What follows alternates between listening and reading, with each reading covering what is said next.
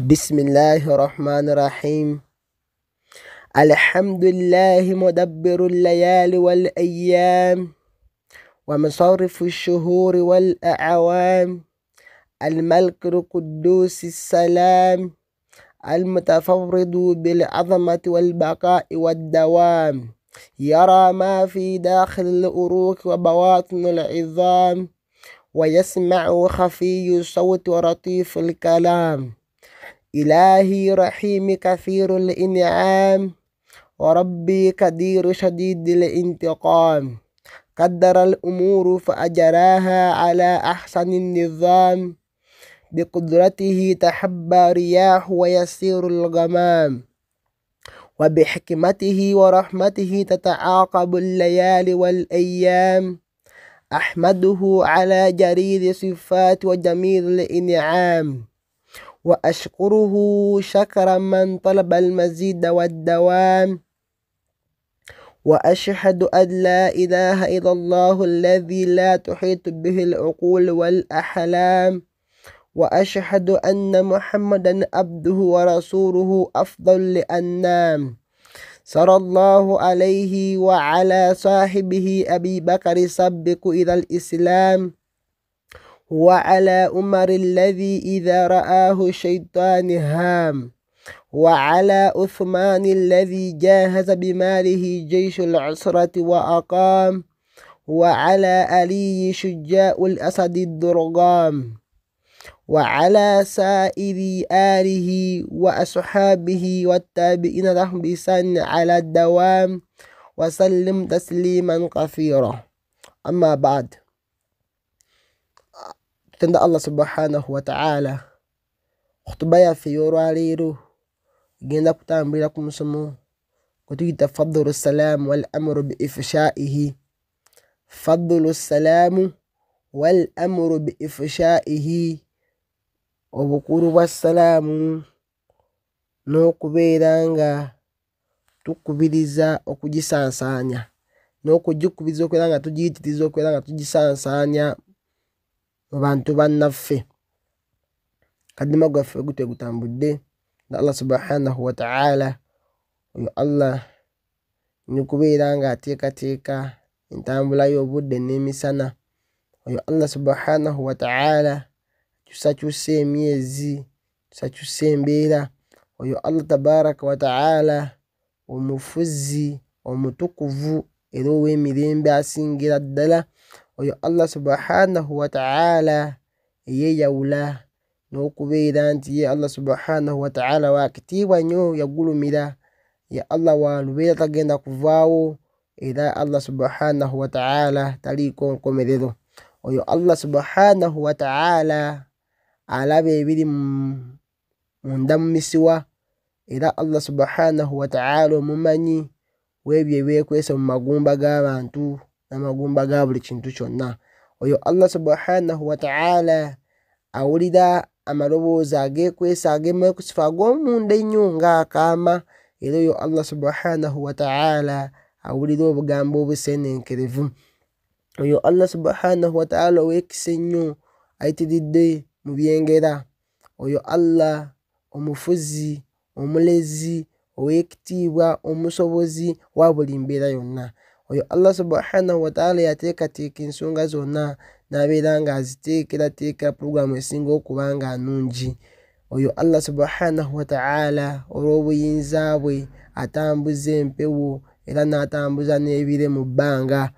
Oyo Allah subhanahu wa ta'ala olw'amagezi ge n'okusaasira kwe n'abeera nga akyusa ayingiza obudde mu kiro, n'ayingiza emisana mu kiro, n'ayingiza ekiro mu misana. Mutenda Allah subhanahu wa ta'ala n'ebitende ebisinga okuba eby'ekitiibwa ebya waggulu ennyo n'ebyengeri ebyenkomeredde, era nemwebaza Allah subhanahu wa ta'ala olwebaza olw'omuntu ayagala okubeera nga Allah amwongera n'okubeera nga abimukumira luberera. Wadduba Allah nkakasa nti yasinza omutuufu okujjako Allah subhanahu wa ta'ala. Oyo Allah subhanahu wa ta'ala eteri kintu kyonna kisobola kumumalayo, eteri magezi gonna gasobola kubeera gamunnyonnyola oba okubeera nga gamutegeera. Nkakasa nti mazima ne bwaffe Muhammadi muddu we era mubaka we, saba Allah subhanahu wa ta'ala museke byengera okusaasira n'emirembe amu ne ku mikwano gye Abibakari oyo yasooka okusiramuka, Umara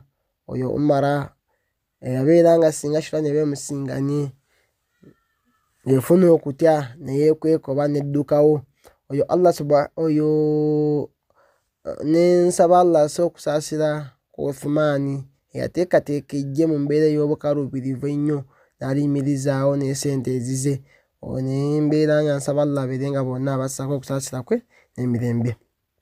Baddu ba Allah subhanahu wa ta'ala ittaqullaha fi sirri wal alan, mbakubiriza okubeera nga mutya Allah subhanahu wa ta'ala mukyama ne mu lwatu. Omusomo gwaffe ogw'olwaleero kujja kubeera ku nsonga gyenjogeddeko waggulu awo, fadlu salaamu wal amru bi ifshaihi, obulungi bwa salaamu oba obukulu bwa salaamu n'okubeera nga tulagirwa n'okulagira okugisaasaanya. Allah subhanahu wa ta'ala agamba mu Qur'ani mu surati Nuuru yagamba a'udhu billahi minash shaitani rajim ya ayyuha alladhina amanu la tadkhulu buyutan ghayra buyutikum hatta tasta'nisu wa tusallimu ala ahliha. Allah subhanahu wa ta'ala agamba mu aya eyo mu surati Nuuru yabeera nga atulagira nti abangemu abakkiriza la tadkhulu buyutan ghayra buyutikum, temuyingiranga mu nnyumba yonna etali nnyumba yammwe, hatta tasta'nisu wa tusallimu ala ahliha, okutuusa ng'omaze kusaba lukusa kwe kukonkona, wa tusallimu ala ahliha, n'okubeera ng'otoolera salaamu banyiniyo oba abali munda.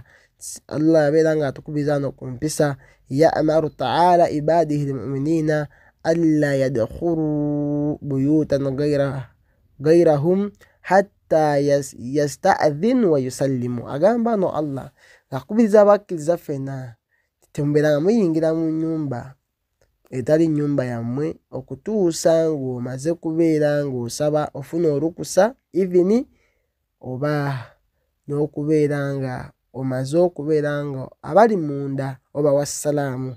So wano Allah abeera nga atukubiriza empisa zawaggulu ez'okuwangaala ne bannaffe in-case omukyalidde si byakwesooga nju ya muntu olw'okuba mbu ono mukwano gwange mumanyi oba muganda wange.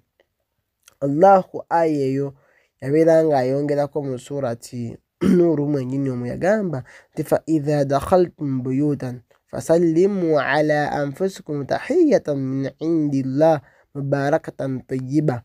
Yagamba Allah nti fa idha dakhaltum buyuta, wano kigamba fa idha dakhaltum, oba ovunula togamba nti singa oba oyingidde, nedda tugamba nti woba ogenda okuyingira mu nnyumba so tunaba kugiyingira.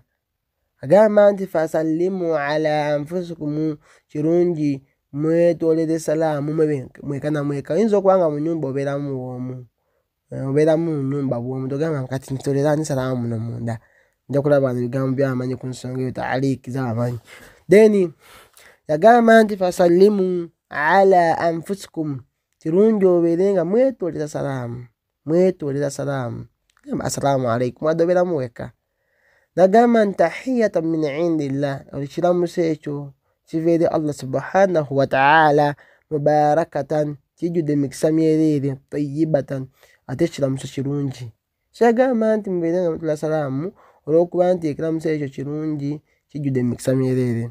Wano qala Mujahid yagamba ku nsonga eyo ng'avunula ayo yagamba nti idha dakhalta almasjida faqul assalaamu ala rasulillah, oba oyingira omuzigiti yagamba nti kirungi obeere nga otula salaamu nti assalaamu ala rasulillah, emirembe gibeere ku mpaka wa Allah.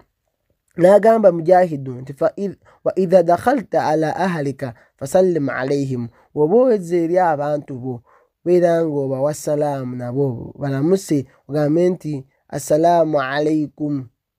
N'agamba nti wa idha dakhalta baitan laysa fihi ahadun, ate woba oyingidde mu nju nga temuliimu muntu yenna, yagamba nti faqul assalaamu alaina wa ala ibadillahi salihina, gamba nti emirembe gibeere ku ffe n'abaddu ba Allah abalongoofu. Qala Qatada Qataada abeera ku nsonga eyo nti wahaddathana anna almalaikata turaddu alayhi. Qataada abeera nga ayogera Qataada ku nsonga eyo yabeera nga ategeeza nti nabbi yabeera nga abanyumiza nti mazima malaika zaanukula ziddamu salaamu eyo turaddu alayhi. Ogamba nti assalaamu alaikum wali weka mu nyumba, nabbi yagamba nti malaika zibeeramu zikwanukula zigamba nti wa alaikum salaam. Sobola Allah mbakubiriza ku nsonga eyo. Nsonga ngenda okwogerako ojja kulaba hadithi nyingi ku salaamu eno, wabula nsoose kuleeta ayati mu Qur'ani nga zoogera ku nsonga gye ngenda okubeera nga njogerako. Allah subhanahu wa ta'ala teyakomaawo. Surati Nisa yabeera nga agamba aya 86 yagamba a'udhu billahi minash shaitani rajim, yagamba nti wa idha huyitum bitahiyya fahayyu bi ahsan minha aw rudduha. Yagamba nti wa idha huyitum bitahiyya, tisinga mubeera nga mulamusiddwa, singa abantu babeera nga abawadde ekiramuso, singa omuntu aba abalamusa n'abalamusa n'ekiramuso, yagamba nti fahayyu bi ahsan minha, era naawe obeere nga omuddamu n'ekiramuso ekisinga ku ekyo kyakuwadde. Naawe omuntu abanga akuwadde salaamu nti assalaamu alaikum, yagamba mu aya eno nti naawe kirungi oddemu ekisinga ku ekyo aw rudduha aw bimithliha, oba ekifaananira ddala n'ekyo kyakuwadde. Kati singa omuntu agamba nti era wano mu sharhu tugamba nti raddu wajibu, okwanukula salaamu kiri wajibu kyateeka. Singa omuntu agamba nti assalaamu alaikum, gwe okuddamu kiri wajibu, oteekwa buteekwa okubeera nga oyanukula salaamu y'omuntu oba okugiddamu. Nagamba nti wa ziyadatu sunna, ate okwongerako kiri sunna. Ekyo kyo eba nkola ya mubaka okubeera nga oyongerako mulimu empeera. Nagamba nti fa idha qaala mathalan, singa omuntu agambye ekyokulabirako ti assalaamu alaikum, singa agambye nti assalaamu alaikum qaala, gwe kirungi obeere nga oddamu ti wa alaikum assalaamu wa rahmatullah, kirungi obeere nga gwoddamu nti wa alaikum assalaamu wa rahmatullah. So kyategeeza mu aya eyo nti fa idha huyitum bitahiyya fahayyu bi ahsan minha aw rudduha. Singa omuntu aba akulamusizza n'ekiramuso, singa omuntu aba akutoledde salaamu, kirungi oddemu ng'ekyo kyakuwadde. Wagamba nti assalaamu alaikum, naawe okomaawo nti wa alaikum assalaamu, kirungi okubeera nga oddamu bi ahsan minha, okubeera nga osinga ku ekyo kyakuwadde. Wagamba nti assalaamu alaikum, goddemu nti wa alaikum assalaamu wa rahmatullah, oba n'okumalayo nti wa alaikum assalaamu wa rahmatullahi wa barakatuh. Oba singa omuntu aba agambye nti assalaamu alaikum wa rahmatullahi wa barakatuh, kirungi era oddemu nti wa alaikum assalaamu wa rahmatullahi wa barakatuh bimithliha, nga ye bw'aba akireese naawe n'okiddamu. Aw rudduha, ge makulu ga aya, aw bimithliha, obanga kyenkanira ddala n'oli kyakuwadde. Singa agamba nti assalaamu alaikum wa rahmatullah, osobola okuddamu naawe nti wa alaikum assalaamu wa rahmatullah n'okomaawo, oba n'obeera ng'oyisaawo oko n'ogamba oti wa barakatuhu n'omusinzaako oli kyakoze eki kyakuwadde. Eyo ye Allah subhanahu wa ta'ala kyali agendera mu aya eyo eya mu surati Nisa.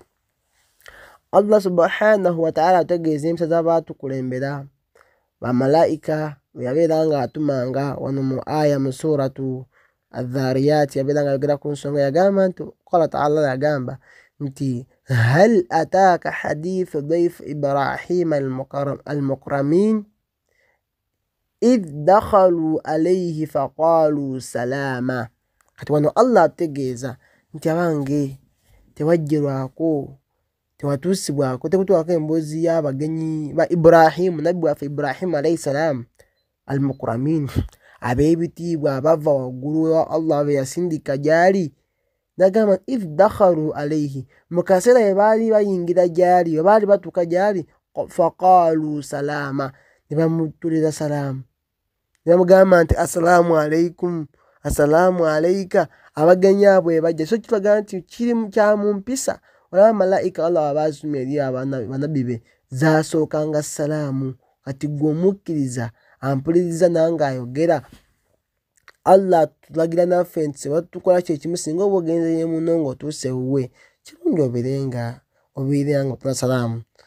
Tujja kulaba hadithi ez'enjawulo ku nsonga eyo. Wano Allah yagamba nti hal ataaka, ekigambo ekyo fiihi ta'dhimu li sha'ani al hadithi, ekigambo ekyo kirimu okubeera nga kigulumiza olw'emboozi ejja. Hal ataaka, abaffe tekutuukangako. Kati Allah n'agamba awange tekutuukangako. Watambihu ala annahu innama arafahu bilwahyi, n'okubeera nti tambihi ezuukusa nti obadde tolina kyomanyi oba tolina kyotegeera oba nti mazima kino ekijja kibubaka.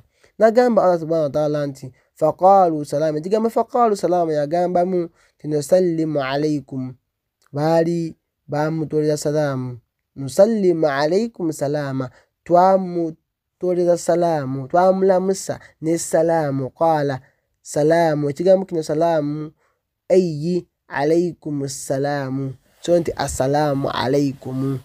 Era mu aya ezimu nga boogera ku Ibrahimu oyo balaga engeri gye bamugambamu faqaalu salaama.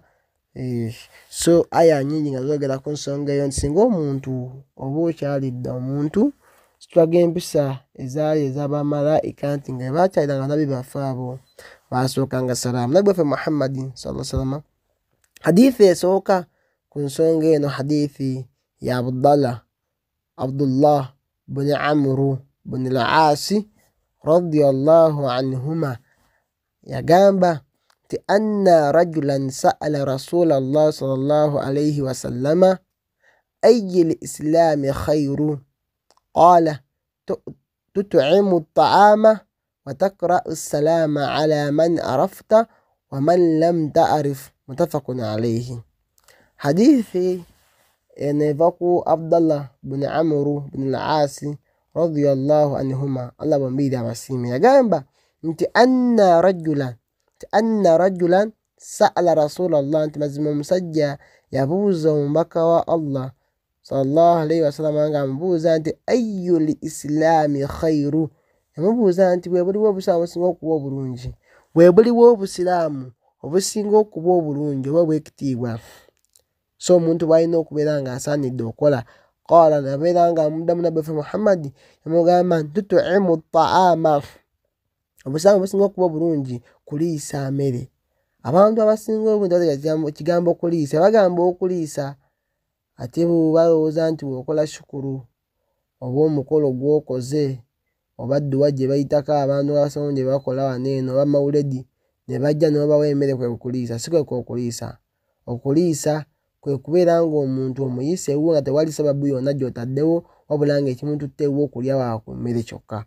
Sange ku muzigiti ku juma kagendeko ewange mutuuse muwe ebyokulya nkoko bikyalye agende, kubayita okuliisa nga batakisuubiramu yadde naye bino ebyokutuleeta nga buli omu amanyi nti eyo era bwe batabeera mmere takomawo, okwo si kwe bayita okuliisa. Then n'agamba nabbi waffe Muhammadin sallallahu alayhi wasallam nti wataqra'u salaama ala man arafta wa man lam ta'rif, yagamba nti kwe n'okubeera nga otolera salaamu abo b'omanyi ne b'otamanyi, n'okubeera nga abantu singa obasanze okubeera nga otolera salaamu kwoyo gw'omanyi obulungi nti ono ye Ibrahim sheekh waffe oba ye sheekh waffe Qasim oba waman lam ta'rif, n'abo b'oba tomanyi ng'omusana nagamba ono omusiraamu ono, oba ku muzigiti ng'eyo oba tomanyi oba tomulabangako naye ng'olaba nga sifa z'obusiraamu obeere nga naye omutolera salaamu. Nabbi yagamba nti obwo bwe busiraamu obukyasinze okuba obutuufu. Era hadithi eri muttafaqun alayhi, osanga mu kitabo kya Bukhari ne Muslimu. So kikulaga nti obusiraamu si bwe bwaffe bwe tulaba bw'okwawukana n'ojja ku muno salaamu, wabula obusiraamu obutuufu kwe kubeera nga omuntu omuwa salaamu oba weewa oba agwa mu kiwayi kye oba waye Saidi ki, naye nga omusanga nga musiraamu okumuwa salaamu bwe busiraamu. Era kyekintu kyasinze okuba nga kitukuumira mu ddiini yaffe eno busiraamu. No tugamba mu hadithi eyo nti it'aamu at-ta'ama min khayri khisal al-islam lima fihi min daf'i al-haja an al-fakir. Okuliisa emmere ekyo kimu ku bintu ekyasinze okuba ebyekitiibwa mu busiraamu olw'okuba nti mulimu okubeera nga ojjawo obwetaavu eri abantu abaavu. wajalaba almahabba n'okubeera ng'ereetawo okwagalana wakati wammwe. Singa omuntu aba akuwaddemu kalanshi olina engeri gy'omulabamu n'engeri gy'omwagalamu nga yanjawulo ku muntu atakuwaddeemu kalanshi. N'agamba nti wata'allafu n'okwatagana oba n'okubeera united. Wakadhalika ifsha'u salaamu nabwe kityo n'okubeera nga tusansanya salaamu lima fihi minata'allafu wajalaba almahabba, nakyo mulimu okubeera nga abantu bongera okwatagana okubeera nga baagalana n'okubeera nga kyongera okuleeta okwagalana wakati waabwe. Aidan wal ibaadu anil kiburi, n'okubeera nga kireetera omuntu okubeera nga kyesambisa omuntu okwekuza, kubanga omuntu waaba awadde salaamu nenge gye yeetoowazamu n'abeera nga muntu w'abantu kiburi n'agijjawo. Naye abantu abasinga obungi abatagala kutuulira bani salaamu balinamu okwekuza oba okwekuluntaza. Osanga oli nga ayagalayo gwe oba omutoolera, era bw'otamutoolera ng'akuyitako buyisi. So abantu bwe batyo gye bali, wabula wano nabbi waffe atugamba nti obusiraamu obulungi bwebwo okubeera ng'omuntu obawalisa ku mmere n'okubatoolera salaamu. So mu byo mulimu okubeera nga kyesambisa omuntu okwekuza. Hadithi gye ngenda okubeera nga nzizaako etulaga salaamu eno gye yava, hadithi ya Abi Hurairata radiyallahu anhu. Hadithi yagamba nti ani nabii sallallahu alayhi wasallam qaala lamma khalaqa Allahu Adama sallallahu alayhi wasallam qaala idhhabu fasallimu ala ulaika nafaru min almalaika julusun fastami'u ma yuhayyunaka fa innaha tahiyyatuka wa tahiyyatu dhurriyyatika min ba'dika. Faqala assalamu alaykum faqalu assalamu alayka wa rahmatullah fazaduhu wa rahmatullah. Muttafaqun alayhi. Hadithi eno egamba nabbi waffe abeera nga ategeeza nti lamma khalaqa Allahu Adama, nti mu kaseera awo Allah yamala okutonda Adamu alayhi salaam, yabeera nga yamugamba nti idhhabu fasallimu ala ulaika nafaru min almalaika, yagamba nti genda obeere ng'otooleza salaamu abaawo gurupu y'abamalayika eri awo etudde wansi awo. Yamugamba nti fastami'u ma yuhayyunaka, naye wuliriza nyo bagenda okubeera nga bakuddamu, bagenda okubeera nga bakwanukula, bagenda okubeera nga bakulamusa. Bwe beera ng'obalamusa nti assalaamu alaykum, genda obawe salaamu, naye wuliriza nyo ku kye bagenda okubeera nga bakwanukula. N'agamba nti fa innaha tahiyyatuka, ekyo kyekiramuso kyo, wa tahiyyatu dhurriyyatika min ba'dika, era n'abazzukulu bo oba n'abaana bo bonna abagenda okubeera nga bajja oluvannyuma lwo. So nga amutegeeza nti ekyo kyenkwadde, ekyo ekiramuso kyenkuwadde ggwe Adamu n'abaana bo nga ffenna tuli abaana Adamu, kye baatuwa ekiramuso kye bamugamba nti genda obawe salaamu, naye wuliriza kye bagenda okwanukula kyekiramuso kye mbawadde mmwe Adamu n'abaana be abagenda okujja oluvannyuma lwo nga gumaze okuvaawo. So wano Adamu n'agenda n'abagamba nti assalaamu alaykum, emirembe gibeere ku mmwe. Faqaalu, ne bamuddamu nti assalaamu alayka, naawe emirembe gibeere ku ggwe, wa rahmatullah, ne kusaasira kwa Allah. Fazaaduhu, bo malayika bayongerako wa rahmatullah. Muttafaqun alayhi.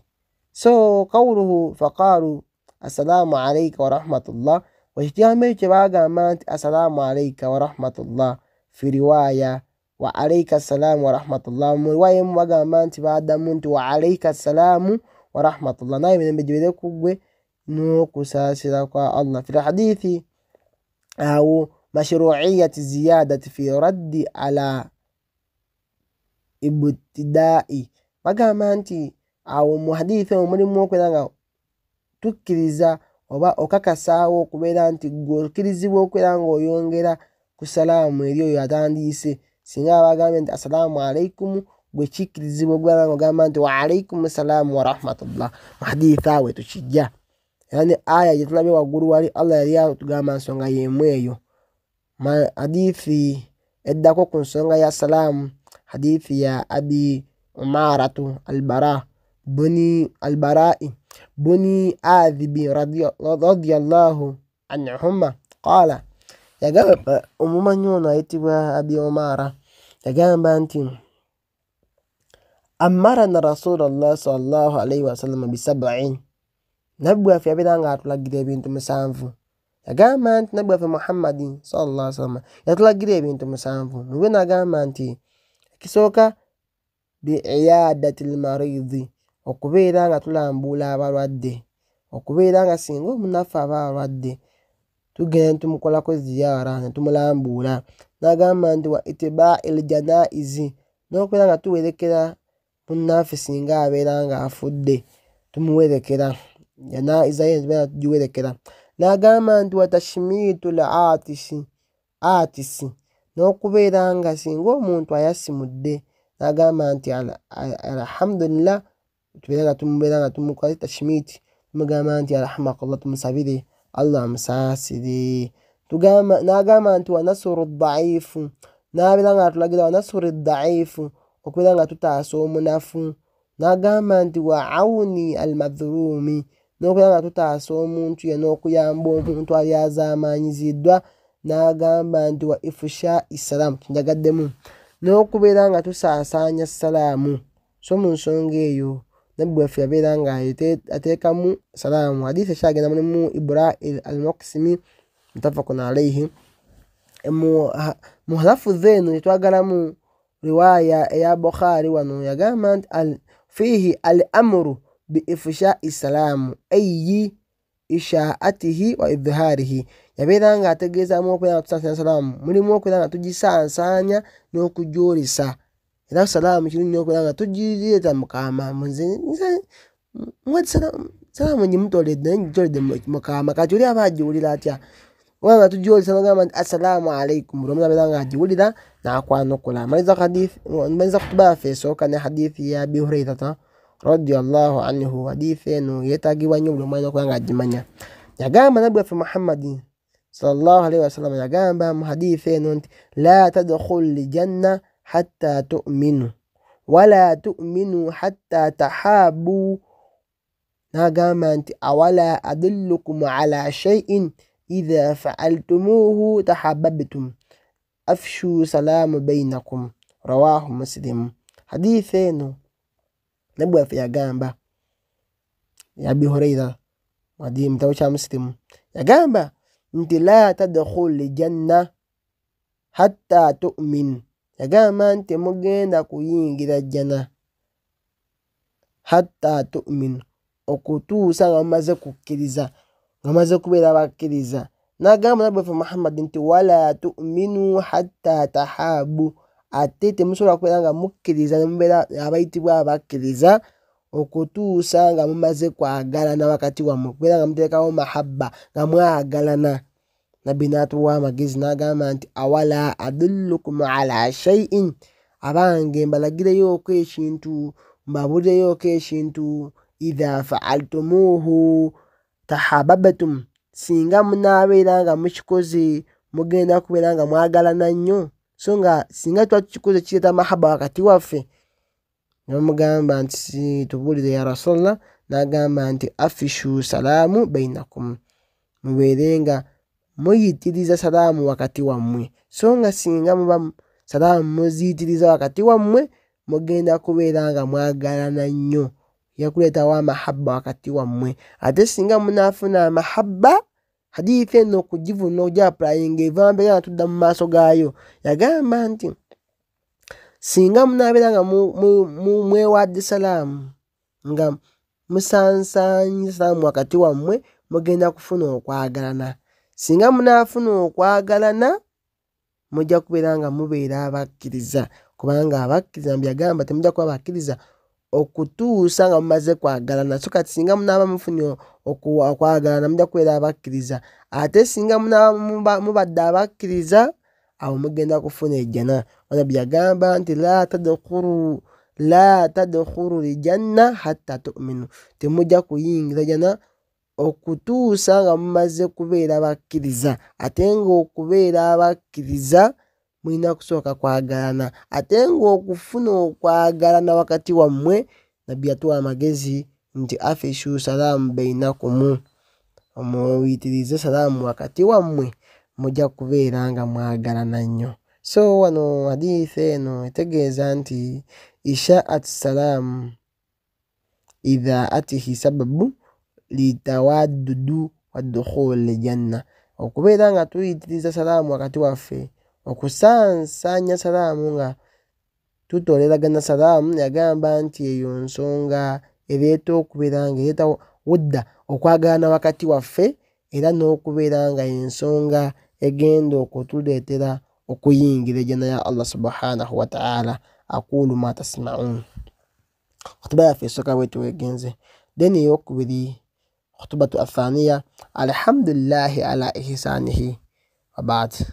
Amma ba'd, ayyuha almuslimun, ittaqullaha haqqa taqwa wa tamsiku bil islam bil urwati alwuthqa wa addu alayha bin nawajizi. Wadduba Allah mu hutuba eno eyokubiri mbakubiriza okubeera nga mutya Allah mu butuufu bw'okumutya, wa tamsiku min al islam bil urwati alwuthqa, n'okubeera nga mwekwata ku busiraamu n'omuguwa omunywevu, nga mwekwatirako ddala, wenywerezeko ddala. Nanga nembagamba nti wa addu alayha binawajizi, omusiraamu wekwateko n'amannyo magego, luma nga tota atiisi erinyo liveemu naye nga gwe totadde. So ngenda kusembyayo hadithi ya Abi Yusufu. Abi Yusufu ono bamuyita Abdallah bin Salam radiyallahu anhu. Hadithi jengenda osembyayo mu khutuba yaffe eno eyogera ku nsonga ey'okusaasanya salaamu wakati waffe. Abu Yusufu yagamba ku nsonga eno, yagamba nti qaala sami'tu rasulallah sallallahu alayhi wa sallam yaqulu ya ayyuha an-nas afishu salama wa at'imu at-ta'ama wasilu arhama wa sallu wan-nasu niyam tadkhulu al-jannata bis-salam. Rawahu Tirmidhi wa qala hadithi hasan sahih. Hadithi na yabqa Abi Yusuf Abdallah bin Salam radiyallahu anhu yagamba nti sami'tu rasulallah, nti nze nawulira omubaka wa Allah, nawulira omubaka wa Allah sallallahu alayhi wa sallam yaqulu nga agamba oba nga ayogera ebigambo bino, yagamba nabwe ffe Muhammadi nga Abu Yusuf awulira, yagamba nti ya ayyuha nnasu, yagamba nti abange mmwe abantu. Kati kitwale nti nze nabbi sawa zinene ayogera mmwe abantu. Yagamba nti ya ayyuha nnasu, abange mmwe abantu, afshu salama, mubeere nga musaasanya salaamu, muyitirize salaamu, mutoleragane salaamu, wa at'imu ta'ama, muliise ne ku mmere, wasillu arhama, mubeere nga muyunga n'enganda, muyunga oluganda, wasallu wannaasi niyamu, era musaaleko ng'abantu beebase. So ategeeza musala y'ekiro, salaatu layiri, salaatu tahajjudi. N'agamba nti tadkhulu lijannata bissalaamu, singa munaaba mukoze ebintu ebyo, tadkhulu lijannata bissalaamu, mujja kuyingira ejjanna ya Allah mu mirembe, mujja kuyingira ejjanna ya Allah mu mirembe. رواه الترمذي. حديث سامع الترمذي. في هذا الحديث حديث فيه إن هذه الأخصال من أسباب دخول الجنة. تجزانت ما زمي النبي بيا قد إنسانها زايو قد زينيا زينسونها زفيداكو أبانتو زكوين الجنة وبعد زين الجنة. قال الله تعالى علم القرآن يا جنبه أنت أدخلها بالسلام آمنين. Yagamba nti bajja kugiyingira jjanna eyo mu mirembe nga balamu bulungi, nga bayingira jjanna eyo mu mirembe. Jjanna mu mannya gaayo mulimu ne bayita nti Daaru Salaamu, nnyumba ya mirembe. So nga okugiyingira mu mirembe myereere, baddu ba Allah, mbakubiriza okubeera nga tugezaako nnyo oteeka mu nkola amateeka ga Allah, tusobole okufuna jjanna ya Allah subhanahu wa ta'ala. Hadithi eno nabbi waffe abeera nga ategeeza obukulu bwa salaamu obusinga nti singa omuntu aba agyekuteko okubeera nga agitwolera banne, ajja kubeera nga ayingira jjanna ya Allah subhanahu wa ta'ala. Salaamu so mbakubiriza okukikola. Allahumma inna nas'aluka lidhatul nadhri, Allahumma inna nas'aluka lidhatul nadhri إلى وجهك والشوق إلى لقائك في غير ضراء ومضرة ولا فتنة مضلة. اللهم ألف بين قلوبنا وأصلح ذات بيننا وهدنا سبل السلام ونجنا من الظلمات إلى النور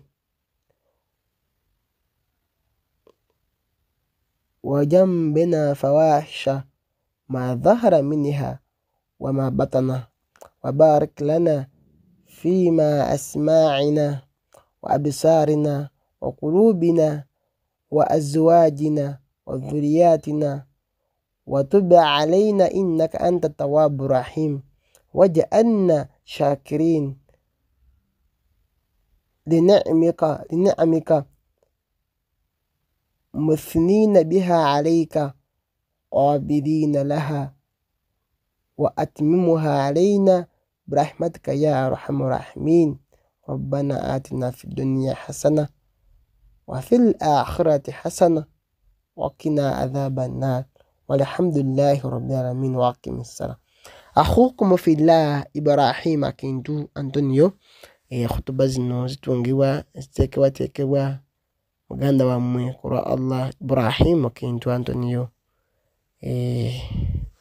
Barakallahu fikum. Namba y'essimu eri awo 0756707822. Naba nakyasobodde okubeera nga ayagala okubuuza oba okutaalaka oba okuwabula namba eyo gy'oba okubako tubeera nga twogera insha Allah tabaraka wa ta'ala. Saba Allah ffenna abeere nga tugasa n'ebigambo ebyo. Assalamu alaikum wa rahmatullahi wa barakatuh.